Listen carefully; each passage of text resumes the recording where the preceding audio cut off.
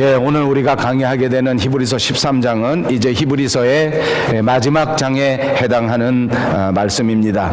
오늘은 이제 강해 설교를 시작한 히브리서에서 40번째 강해 설교의 순서가 되었습니다. 지난 2017년 6월 달에 시작한 강해가 지금까지 계속되는 것을 보니 1년 넘게 이 강해 설교가 진행되고 있습니다. 이제 마지막으로 이 히브리서를 최종 정리하면서 믿음의 사람들에게 신앙의 삶이 어떤 것인가, 또 신앙적으로 바르게 살아가는 것은 어떤 삶의 모습을 보여야 하는 것을 우리에게 가르쳐 주시고 있습니다. 그래서 오늘 저는 이 본문 말씀을 한 절씩 한 절씩 살펴보면서 우리가 어떻게 하는 것이 바른 믿음을 가지고 바른 신앙의 삶을 살아가는 것인가 하는 것을 살펴보려고 합니다. 제일 먼저 첫 번째는 1절에 나와 있는 말씀에 있는 것처럼 형제를 사랑하는 일입니다. 그래서 1절 말씀을 보십시오. 형제 사랑하기를 계속하라 라고 말씀하시고 있습니다. 형제를 사랑하고 그 사랑을 계속하라. 영어 성경 NIV 성경에 보니까 이 말씀을 설명할 때 keep on loving each other as brothers라고 말했습니다. 우리 서로 사랑하라는 것인데, 우리가 서로 사랑할 때 이웃을 사랑하기를 형제와 같이 사랑하고 자매와 같이 사랑하라는 것입니다. 남을 사랑하되 가족처럼 사랑할 수 있는 것이 신앙의 삶이요, 그것이 바른 신앙인의 모습이다라는 것을 가르쳐 주는 것입니다. 사랑하라고만 말씀하시지 않으셨고 사랑을 계속하라고 말합니다. 그러니까 우리는 사랑하는 것은 그나마 할 수 있는데 사랑을 계속하는 것은 훨씬 더 어렵기 때문에 바른 신앙의 삶을 살아갈 때 사랑해야 하고 또 사랑을 계속해야 한다는 것을 명심 또 명심해야 될 줄로 믿습니다. 우리가 보통 한 번, 우리가 보통 두 번 정도 사랑하는 것은 그래도 감당할 수 있는데, 오늘 성경이 우리에게 요구하는 것은 사랑을 계속해서 하라는 것입니다. 사랑을 계속하라. 우리가 살아가는 우리 인간 역사에 있어서 가장 중요한 주제 가운데 하나, 그리고 계속해서 지칠 줄 모르고 반복되는 주제가 있다고 하면 아마도 그것이 사랑일 것이라고 생각합니다. 우리 사람들이 가지고 있는 모든 철학에서도 언제나 그 중심의 주제는 사랑이었습니다. 우리가 즐기는 모든 문학에서도 그 중심의 주제는 역시 사랑입니다. 아름다운 예술도 사랑과 관련되지 않은 것은 거의 없다고 할 수 있습니다. 우리가 즐기는 모든 노래도 그 주제 가운데 가장 많은 것은 사랑입니다. 오로지 사랑을 노래하고 사랑을 이야기하고 사랑을 그리워하고 사랑을 생각하는 그런 것이 주제가 아닌가. 여러분, 우리의 인생 가운데 철학에서도 예술에서도 문학에서도 또 심지어 우리가 즐기는 노래에서도 이처럼 사랑을 많이 이야기하는 것은 그 반대급부에서 우리가 그토록 사랑이 필요한 존재요, 우리 중에는 사랑이 아주 중요한 주제요, 또 우리 가운데에는 사랑을 잘 하지 못한다는 것을 표현해 주는 말이기도 합니다. 그리고 꼭 기억하셔야 할 것은 이토록 성경에서도 사랑을 강조하고 가장 중요한 바른 신앙의 삶에서 형제 사랑을 제일 먼저 말하고 그 사랑을 계속하라고 하는 것은 우리 신앙생활과 사랑은 뗄래야 뗄 수 없는 가장 밀접한 관계를 가지고 있다는 것을 말해 주는 것입니다. 우리가 신앙인이라고 하면, 우리가 기독교인이라고 하면 우리는 이웃을 사랑해야 하고 우리는 서로 사랑해야 하고, 사랑하되 가족처럼, 가장 가까운 사람처럼, 형제처럼, 자매처럼 그렇게 사랑해야 된다는 사실을 기억하시기를 바랍니다. 우리는 남을 사랑하지 못하는 존재입니다. 우리는 남을 사랑하더라도 한 번만 사랑합니다. 그래서 처음에는 뜨겁게 사랑하는 것처럼 그렇게 느낄 수 있지만 이내 조금만 지나면, 시간이 흐르면 안타깝게도 우리가 가진 사랑이 변하고 변질되는 것을 볼 수 있습니다. 더 안타까운 것은 많은 사람들이 사랑을 받기는 좋아하고 사랑을 받는 데에는 익숙하지만, 아니 더 적나라하게 말씀드리면 오직 사랑을 받으려고만 하는 아주 유치한 어린아이 같은 모습을 보이고 있다는 것입니다. 예수를 믿는 사람 사람들도 그렇습니다. 교회 안에 와서 오로지 남을 사랑하되 계속해서 사랑한다는 생각은 하지 못하고 어찌하든지 사랑을 받으려고 합니다. 어찌하든지 관심을 받으려고 합니다. 어떻게 하든지 섬김을 받으려고 하는 유치한 모습을 보이고 있습니다. 사랑하는 여러분, 오늘 성경에서 우리에게 히브리서를 결론 지으면서 우리에게 부탁하신 것처럼 형제 사랑하기를 놓치지 마시고 형제 사랑을 계속하시는 여러분들이 다 되시기를 주님의 이름으로 축복합니다. 2절에도 말씀합니다. 손님 대접하기를 잊지 말라. 이로써 부지 중에 천사를 대접한 이들이 있었느니라.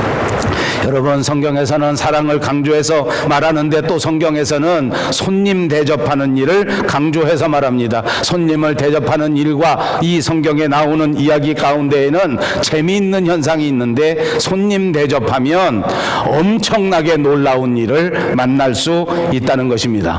그래서 구약 성경에 보면 손님을 대접하다가 천사를 만나는, 손님을 대접하다가 정말 엄청나게 좋은 소식을 듣는, 손님을 대접하다가 내가 축복을 받는 이야기들이 참 많이 나와 있습니다.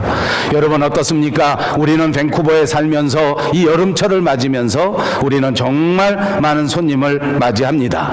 여러분들이 찾아옵니다. 미국의 동부에 가시는 분도 일 삼아서 여기에 내려서 비행기를 갈아타시고 또 우리를 찾습니다.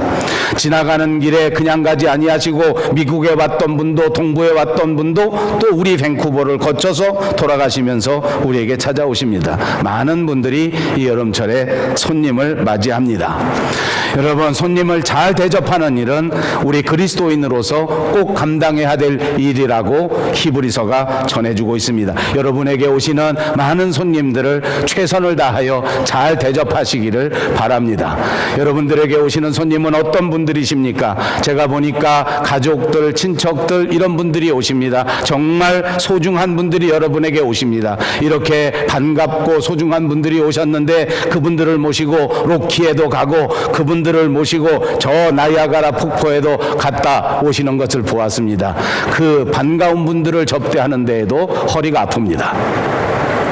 그렇게 귀한 분들을 접대했는데도 힘이 듭니다. 그런데 여러분, 이 성경에 나오는 손님은 어떤 손님인지 아십니까? 내가 초청해서 오신 손님이 아닙니다. 여기 히브리서에 나오는 손님은 내가 기대했던 손님이 아닙니다. 그냥 이방인들을 말하는 것입니다. 지나가다가 내가 만날 수밖에 없는 나그네를 말하는 것입니다. 이것은 우리에게 무엇을 말하는 것인지 압니까? 그리스도인이라고 하면 이렇게 손님의 범위가 달라진다는 것입니다. 여러분, 그리스도인이라고 하면 형제의 범위도 달라집니다. 그래서 제가 말씀드린 것처럼 우리가 생각할 때 형제라고 하는 것은 같은 부모님 밑에서 태어난 이 피를 나눈 형제를 말하는 것이지만 성경에서 말하는 형제는 서로 만나는 형제를 말하는 것입니다. 우리가 생각하는 손님은 정말로 반가운 분, 내가 꼭 신세를 갚아야 하는 분, 만나기만 하면 너무나 그리웠던 분을 생각하는 정도에서 멈추는 것이 아니라 그리스도인이라고 하면 내 삶에서 만나지는 모든 사람들이 내가 감당해야 될 손님이라는 것을 가르쳐 주는 것입니다. 오다가다가 지나가다가 만나는 모든 사람들을 여러분들이 잘 대접하셔서 부지 중에 엄청난 축복을 체험할 수 있는 여러분들이 꼭 되시기를 바랍니다. 그런 의미에서 밴쿠버에서 사는 저와 여러분은 정말 하나님께서 좋은 기회를 주신 분입니다. 그냥 왔다가 지나가고 한 다리 건너서 아는 사람들이 전화를 할 때 아하, 하나님이 내게 복을 주시는구나, 이 사람을 잘 대접해서 나도 정말 성경에서 말하는 엄청난 축복을 받아야 되겠다라고 생각하시기를 바랍니다. 내가 아는 사람만 손님이 아닙니다. 내게 잘해주는 사람만 손님이 아닙니다. 내가 그리워했던 사람만 손님이 아닙니다. 내 주변에, 내 일생에서, 내 삶의 순간순간마다 만나지는 사람들이 가장 중요한 손님이라는 사실을 잊지 마시기를 바랍니다. 옆에 있는 분들을 한번 쳐다보십시오.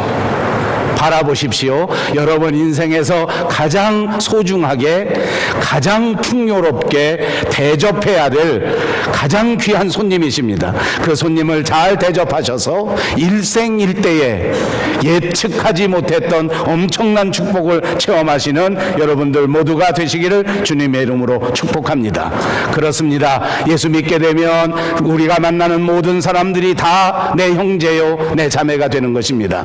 교회 다니게 되면 교회 안에서 만나는 모든 사람들이 여러분의 가장 가까운 형제요 가장 가까운 자매요, 교회 안에서 오다 가다 만나는 모든 사람들이 여러분들의 진심을 다하여 섬기고 교제해야 할 가장 중요한 손님이 된다고 하는 것을 우리에게 가르쳐 주는 것입니다. 그래서 신약성경 디모데전서 3장 2절에 보니까 나그네를 잘 대접하는 사람이 감독이 되고 나그네를 잘 대접할 수 있는 사람이 장로가 돼야 된다라고 우리에게 가르쳐 준 것입니다. 만나는 모든 사람들에게 친절하십시오. 만나는 모든 사람들에게 정말 반가운 미소로 대화하시는 여러분들이 되십시오. 그럴 때 하나님이 기뻐하시고 그런 사람이 하나님 나라의 위대한 장로로, 위대한 감독으로 세움을 받게 된다는 것을 말씀해 주셨습니다. 그렇습니다. 내가 알지도 못했던 사람, 내가 기대하지도 못했던 나그네를 대접하다가 진짜 하나님을 만나는 역사, 진짜 하나님이 보내신 천사를 대접한 사람들이 성경에 많이 나오지 않습니까? 언뜻 생각나는 사람은 창세기 18장의 아브라함이었습니다. 아브라함은 지나가는 나그네를 정성껏 대접하다가 하나님의 천사를 만나게 되었습니다. 또 창세기 19장에 보니까 아브라함의 조카 롯도 그랬습니다. 사사기 6장에 보니까 기드온도 그랬습니다. 사사기 13장에는 삼손의 아버지 마노아가 나오는데 그들도 나그네를 정성껏 대접하다가 엄청나게 좋은 일을 맞이하게 되었습니다. 여러분, 우리가 그리스도인이 되었다고 하면 이렇게 엄청나게 좋은 일이 있기를 기대해서 뿐만이 아니라 엄청나게 좋은 일이 있지 않더라도 하나님의 사람으로서, 믿음의 사람으로서 반드시 우리 안에 만나진 모든 손님들을 잘 대접해야 된다는 것을 잊지 마십시오. 여러분 주변에 만나는 모든 사람들에게 친절하게 대접해야 된다는 사실을 잊지 마시기 바랍니다. 여러분 입으로 한번 해보십시다. 지금서부터 만나는 모든 형제 자매들을 사랑하겠습니다. 지금서부터 만나는 모든 손님을 잘 대접하겠습니다. 아멘. 다 하셨습니까? 이따 예배 끝나고 저 좀 만나십시다. 아버지. 그렇습니다. 우리가 그리스도인이기 때문에 내가 만나는 모든 사람들을 따뜻하게 대접해야 한다는 것을 가르쳐 줍니다. 3절에서 계속 말합니다. 너희도 함께 갇힌 것 같이 이 갇힌 자를 생각하고 너희도 몸을 가졌은 즉 학대받는 자를 생각하라. 형제를 사랑하고 나그네를 잘 대접할 뿐만 아니라 갇힌 자를 생각하고 학대받는 자를 생각하라는 이 모든 것이 그리스도인이 감당해야 할 사랑의 모습인 것입니다. 여러분 초대교회는 어려운 사람들을 돕는 일을 열심히 감당했습니다. 그래서 초대교회에서는 어려운 사람, 학대받는 사람, 감옥에 갇힌 사람, 이런 사람들, 없는 사람들을 열심히 돕다 보니까 어떤 현상이 벌어졌는지 압니까? 산적들이 교회에 와서 매일같이 돈을 달라고 합니다. 해적들이 교인들을 인질로 붙잡아 놓고 교회를 협박합니다. 우리를 도와달라. 이런 일이 정말 많았습니다. 여러분 저는 우리 조국 한국에서도 목회를 하다가 이곳에 왔습니다. 한국에서 교회를 할 때에 주일마다 당하는 제일 어려운 일은 무엇인지 아십니까? 예배가 끝나게 되면 그 다음에 교회에서 좀 도와달라, 돈 좀 달라 하고 들어오는 사람들이 줄을 서서 들어옵니다. 정말 어렵습니다.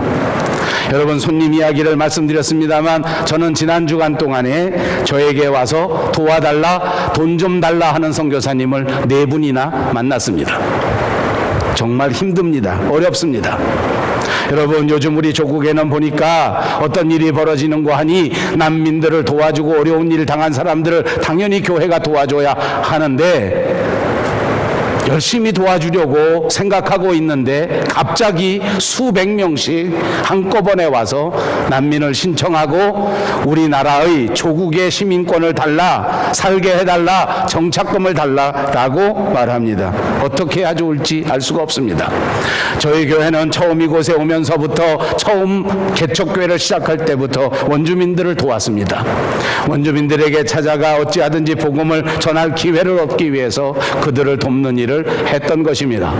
그런데 원주민 마을에 돌아가면서 가서 음식을 가져다 주고 그들에게 어찌하든지 복음을 전하려고 노력하는 동안에 예측하지 못한 일이 벌어졌습니다. 그것은 우리가 정성껏 음식을 만들어서 가져갔더니 그분들이 이것은 살쪄서 안 된다, 이건 몸에 나쁘니까 안 된다라고 음식을 착착 골라내는 것입니다.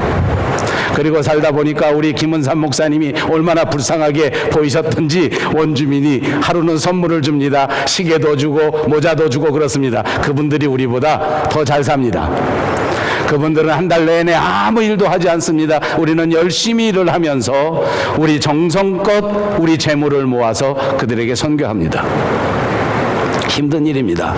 여러분, 우리가 북한을 선교해야 합니다. 저는 잘 모르지만 이것도 만만치 않은 일입니다. 우리는 쓰던 거 우리 아껴 쓰고 없는 가운데서도 어떻게 하든지 돈을 모아서 북한에 돈을 보내고 선교의 자금을 보냈습니다. 그런데 알고 보니 그 돈이 불쌍하고 헐벗은 우리 동포들에게 가는 것이 아니라 그것들을 다 중간에서 빼돌려서, 아니 오히려 그 돈을 활용해서 핵무기를 만들고 그 돈을 활용해서 오히려 위협하는 일이 벌어집니다. 여러분, 그래서 엄격하게 생각해 보니까 이렇게 갇힌 자를 돕고 학대받는 자를 돕는 일은 혼자서 감당하기가 정말 어렵습니다. 그럼에도 불구하고 원주민 선교도 우리가 감당해야 될 일이요, 난민 선교도 우리가 감당해야 될 일이요, 북한 선교도 우리가 감당해야 될 줄로 믿습니다. 그러므로 오늘 히브리서에서 우리에게 말씀한 것처럼 우리는 열린 마음을 가지고 이 모든 사람들을 도와야 한다는 것에 마음을 정하시기 바랍니다. 다만 지혜롭게 해야 된다는 것입니다. 내가 혼자 잘못해서 이용당하는 일이 생겨질 수 있기 때문입니다. 나는 열심히 노력했는데 오히려 시험당할 일이 생기지 않도록 모든 사람들이 지혜롭게 교회가 한꺼번에 이 일을 감당한다면 방법이 있지 않겠는가. 그럼에도 불구하고 저와 여러분의 마음의 원칙은 언제나 열린 사랑의 마음을 가지고 이 모든 사람들을 도와야 한다는 것이 이 성경이 우리에게 가르쳐주는 삶의 모습입니다. 두 번째로 히브리서는 우리 신앙인들이 어떻게 바른 생활을 해야 하는가 하는 것을 말씀할 때에 4절에서 말씀합니다. 모든 사람은 결혼을 귀히 여기고 침소를 더럽히지 않게 하라. 음행하는 자들과 간음하는 자들을 하나님이 심판하시리라. 여러분, 히브리서 기자는 우리에게 이렇게 말합니다. 우리의 신앙생활, 바른 생활의 두 번째 중요한 것은 가정을 귀히 여기라 하는 것입니다. 여러분, 하나님 앞에서 우리의 가정은 정말로 귀한 것입니다. 정말로 소중한 곳입니다. 정말로 깨끗한 곳이어야 한다는 것을 말씀해주고 있는 것입니다. 우리 가정 안에서는 믿음과 사랑과 소망이 넘쳐나야 합니다. 우리 가정 안에 있는 사람끼리 서로 믿지 못한다면, 서로 사랑하지 않는다면, 서로 소망하지 않는다면 그 가정은 정말 가정이 아닙니다. 오히려 지옥일지도 모릅니다. 우리 교회는 하나님 안에서 넓은 가정입니다. 교회 안에 있는 모든 사람들이 서로 사랑하고 서로 믿고 서로 소망하여야 합니다. 만약 교회 안에 있는 사람이 우리 가정을 귀하게 여기지 아니하고 우리 가정을 소홀하게 여긴다면, 이 가정 안에서 안심하고 신앙생활을 하지 못한다면 이것은 교회가 아니라 오히려 잘못된 단체가 된다는 것입니다. 여기 중요한 교훈이 있습니다. 우리 신앙인들은 결혼을 귀하게 여기라 그랬습니다. 오늘 현대인들에게서 가장 흔들리는 개념 가운데 하나는 결혼 제도입니다. 이제는 많은 젊은이들이 결혼이 필요 없다고 말하는 사람들이 많습니다. 그리고 우리가 여태까지 소중하게 여겼던 결혼을 아주 다른 방법으로 하려고 합니다. 서로 동성끼리 결혼을 한다는 것입니다. 그리고 결혼이 무슨 소용이 있느냐, 그냥 남자 여자끼리 만나서 살아도 된다라고 말합니다. 그런데 오늘 히브리서에서는 우리에게 분명하게 말합니다. 결혼을 귀하게 여겨라. 우리 그리스도인들하면 누구든지 결혼을 귀하게 여길 뿐만 아니라 그 가정을 깨끗하게 순수하게 간직해야 된다. 이것을 시시하게 여겨서 그냥 음행하거나 또는 이것을 정결하지 못하게 만들면 안 된다라고 말하는 것입니다. 더럽히지 말라고 말하지 않습니까? 음행하는 자, 간음하는 자들은 반드시, 가정을 더럽히는 자들은 반드시 하나님께서 심판하시겠다고 경고해 주는 것입니다. 그러니까 가정을 귀하게 여기십시오. 교회를 귀하게 여기셔야 합니다. 교회를 시시하게 여기는 사람들이 많습니다. 시간 나면 왔다 갔다 하고 시간 있으면 가고 그냥 소홀하게 여기는 모습입니다. 그렇게 해서는 안 된다는 말입니다. 교회를 귀하게 여기는 여러분들 되시기를 주님의 이름으로 축복합니다. 교회 안에서 음행하지 마십시오. 교회 안에서 간음하지 마십시오. 이것은 단순히 육체적인 것을 말하는 것이 아니지 않습니까? 교회 안에서 딴 생각하는 것은 음행입니다. 교회 안에서 다른 사상을 생각하는 것은 간음입니다. 오로지 하나님만의 진리의 말씀에 붙들려서 말씀만 붙잡고 하나님만 의지하고 살아가는 것, 그것은 교회를 순수하게 유지하는 것이요 교회를 귀하게 여기는 것이라고 믿으시기를 바랍니다. 아무리 세상 풍조는 우리를 흔들지라도 우리는 결혼을 귀하게 여겨 우리 가정을 아름답게 꾸며야 합니다. 이제부터는 우리가 형제를 사랑하고 이제부터는 우리가 손님을 대접하기로 결심했는데 여러분 이제부터는 더더욱 우리 가정을 귀하게 여기시기를 바랍니다. 어찌하든지 가정을 소중하게 여기시고 어찌하든지 가정을 정결하게 유지할 수 있도록 살아가는 것, 그것이 그리스도인들의 모습이라고 가르쳐주는 것입니다. 세 번째는 5절에 있습니다. 5절은 두 가지로 나누어 말씀드리려고 합니다. 첫째는 돈을 사랑하지 않는 삶입니다. 돈을 사랑하지 말라 말씀하셨습니다. 돈은 상징적인 의미가 있는 것입니다. 이것은 세상의 모든 것을 우리에게 가르쳐 주는 것입니다. 돈을 사랑하지 말라는 말은 다른 말로 하면 세상을 사랑하지 말라는 것입니다. 그리고 성경은 우리에게 가르쳐 줍니다. 하나님께서 이미 우리가 이 세상에서 살아갈 때에 필요한 가장 기본적인 것은 이미 모든 사람들에게 하나님이 주셨다는 것입니다. 사람들이 모두가 만족할 만큼 이 삶을 살아갈 수 있는 것들을 주었습니다. 여러분 예를 들어 드릴까요? 우리가 세상에서 살아가면서 하나님이 내게 주신 것이 무엇이냐라고 말할지 모르지만 하나님은 우리가 살아가야 할 가장 기본적인 것을 우리 모두에게 만족할 만큼 주셨습니다. 그것이 바로 자연 만물입니다. 그것이 바로 봄, 여름, 가을, 겨울입니다. 이 세상에 어느 누구가 있어 이 세상에 어떤 위대한 과학자가 이렇게 디자인할 수 있었겠습니까?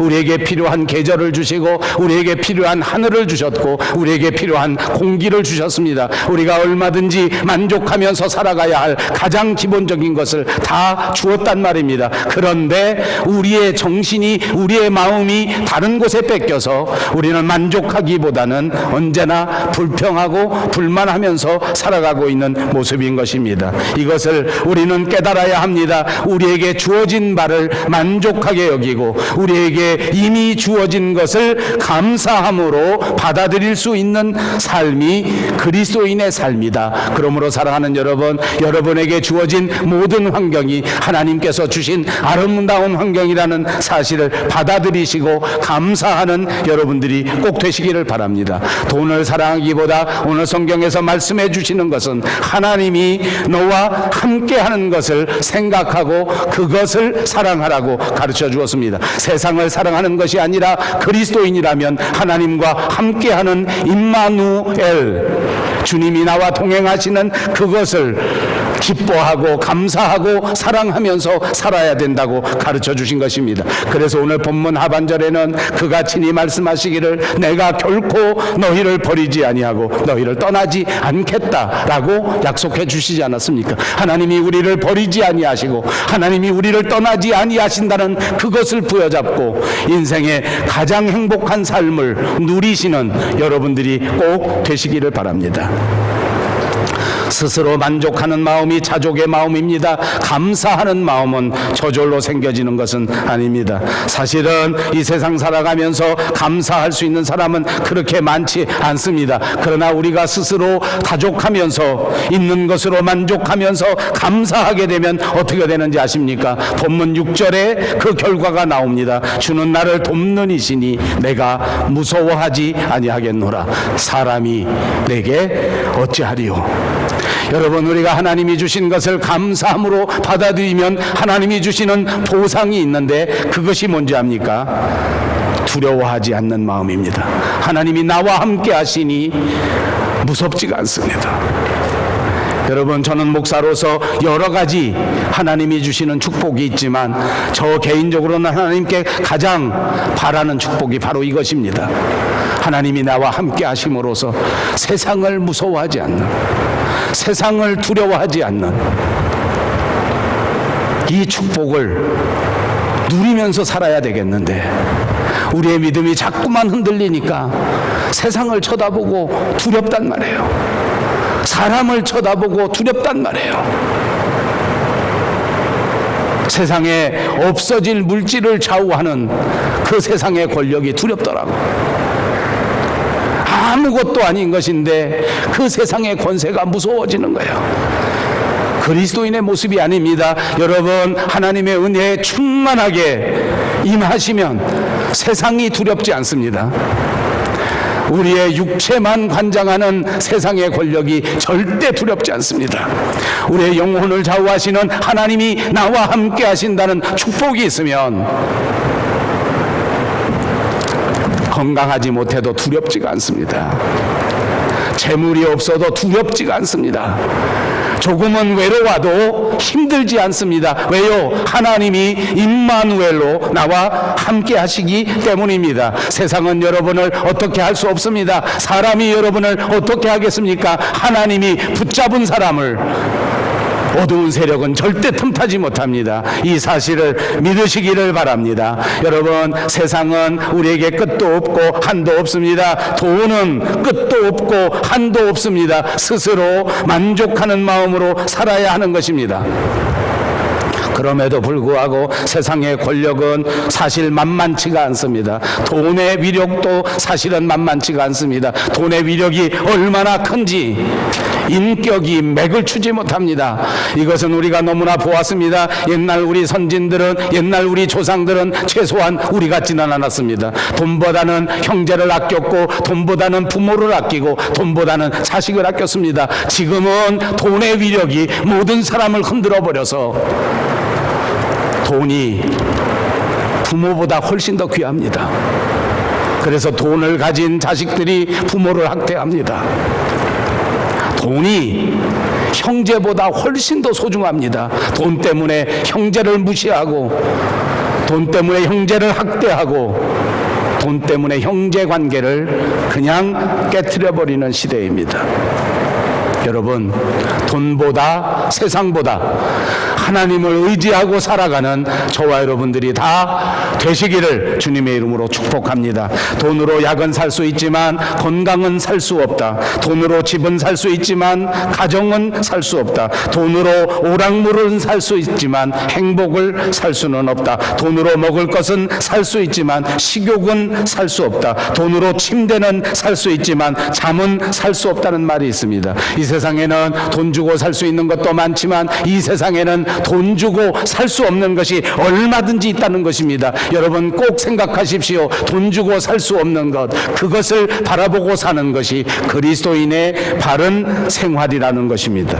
마지막 네 번째로는 5절 하반절에 있는 자족하면서 살아가는 삶입니다. 저는 오늘 이것을 크게 강조하려고 합니다. 있는 바를 족한 줄로 알라. 여러분, 유명한 사도 바울이라고 하는 사람의 신앙생활의 원칙이 있었습니다. 그것이 바로 바로 어떤 형편이든지 내가 자족하기를 배웠다는 것입니다. 부여에 처했을 때도 자족하기를 배웠고, 빈곤에 처했을 때도 자족하기를 배웠고, 세상에서 권세를 누릴 때에도 자족하기를 배웠고, 세상에서 핍박을 받을 때에도 스스로 자족할 수 있는 비결을 배웠다고 담대하게 외쳤습니다. 이것이 자족입니다. 스스로 만족한 삶을 살아가는 것입니다. 사랑하는 여러분, 솔직히 오늘 이 시대를 살아가는 저와 여러분이 우리의 삶의 현장 속에서 쉽게 자족하는 삶을 살아가는 사람은 잘 찾아보기 어렵습니다. 이 말은 우리가 살아가면서 스스로 자족하기가 쉽지 않다는 것을 말하는 것입니다. 높은 수준의 생활에 있을 때에는 그때는 얼마든지 자족할 수 있겠는가 하고 생각하기 쉽습니다. 그러나 여러분, 우리 삶의 현실을 보십시오. 높은 생활 수준에 있는 사람들이 오히려 자족하지 못합니다. 교만한 마음이 들어갑니다. 그래서 다른 사람들이 볼 때에는 좋은 여건에 있기 때문에 그냥 아무 욕심 없이 살아갈 거라고 생각할지 몰라도, 실제로 높은 여건에 있는 사람들은 자기가 높은 조건에 있기 때문에 자기만 못한 사람들을 얼마나 무시하고 얼마나 깔보는지 모릅니다. 우리 조국에는 요즘 하필이면 비행사 사장들에 의해서 이런 일들이 벌어집니다.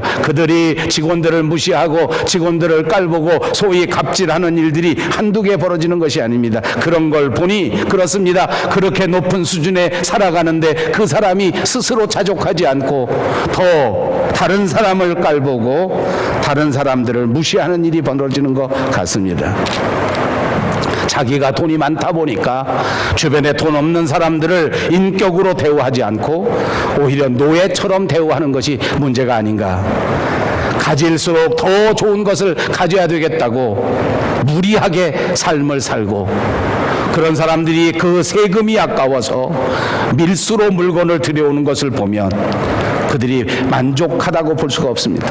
그 반대로 낮은 수준의 생활을 하면 그러면 만족할 수 있겠는가? 그것도 쉽지가 않습니다. 낮은 수준에 살다 보니까 이상하게 옆에 있는 사람들을 시기하고 질투합니다. 나는 없는데 옆에 있는 사람들은 잘 사는 것 같으니까 그 사람들을 질투하는 것입니다. 여러분, 우리 조국에 한국에서 있는 마을 가운데 사촌이 땅을 사면 배가 아프다는 말이 있습니다. 아무리 생각해도 논리적으로는 전혀 이해할 수 없는 말입니다. 아마 세계 어느 나라에도 이런 말은 없을 것 같습니다. 도대체 여러분 한번 생각해 보십시다. 사촌이 땅을 샀는데 왜 배가 아프겠습니까? 이유는 없습니다. 논리도 없습니다. 맞지도 않습니다. 과학도 아닙니다. 그런데 실제로 우리 모두가 다 체험하는 일입니다. 사촌이 집을 사면 배가 아픕니다. 여러분, 용서하시고 들으십시오. 너무 심각해서 제가 농담하는 것입니다. 사실은 농담도 이런 거 하면 안 되는데. 저는 목사입니다. 제 친구들이 교회를 크게 지면 저도 배가 아플까요? 안 아플까요? 아바지. 여러분, 쉬운 일이 아니라는 말입니다. 간단한 일이 아닙니다. 스스로 만족하면서 스스로 감사하면서 사는 일은 쉬운 일이 아닙니다. 그러나 그리스도인이라면 스스로 만족하면서 감사하면서 살아야 한단 말입니다. 어떻게 하면 스스로 자족할 수 있겠습니까? 내가 다 가지려고 하지 말고 내가 다 이루려고 하지 마십시오. 하나님이 우리에게 주어진 이 인생 가운데 최선을 다하고 살아가면 된다라는 사실을 믿으시기를 바랍니다.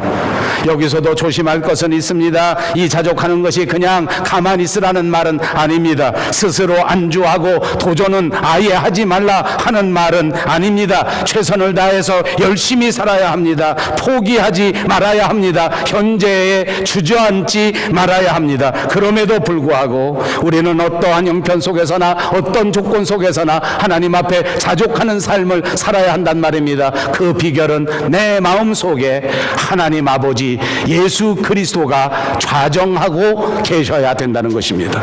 내가 주님과 더불어 함께 할 때에 이런 자족의 역사가 이루어지는 줄로 믿습니다. 예수님도 그랬습니다. 하나님과 언제나 동행하는 삶을 사셨기에 그는 최선을 다해서 살면서도 내 뜻대로 하지 마시고 아버지의 뜻대로 하시옵소서. 오늘 우리도 땀 흘려 최선을 다하면서 내 뜻을 이루려고 하지 말고 하나님의 뜻을 이루려고 한다면 우리는 자족의 삶을 살 수 있게 될 줄로 믿습니다. 남에게 먼저 주는 삶을 살아야 합니다. 남에게 먼저 베푸는 삶을 살아야 합니다. 그렇게 하면서 내 마음속에 감사가 생겨지고 내 마음속에 만족이 생겨질 때 하나님은 그 그리스도인을 기뻐하시고 그러한 그리스도인들을 더더욱 성숙한 그리스도인으로 만들어 주실 줄로 믿습니다. 여러분, 이 세상 살아갈 때 가장 중요한 그리스도인의 삶은 바로 이것, 자족의 삶입니다. 스스로 만족하는 삶입니다. 다시 한번 강조합니다. 여러분 인생에서 다 가지려고 하지 마십시오. 사랑하는 여러분, 다 이루려고 하지 마십시오. 여러분에게 주어진 모든 삶을 어찌하든지 이웃과 나누고 베풀고 섬길 수 있는 삶을 사시기를 바랍니다. 여러분에게 주어진 가정을 귀하게 여기십시오. 여러분이 소속한 교회를 소중하게 여기십시오. 언제나 임마누엘 주님과 동행하시면서 돈을 사랑하지 말고 하나님을 사랑하시는 여러분들이 다 되시기를 주님의 이름으로 축복합니다.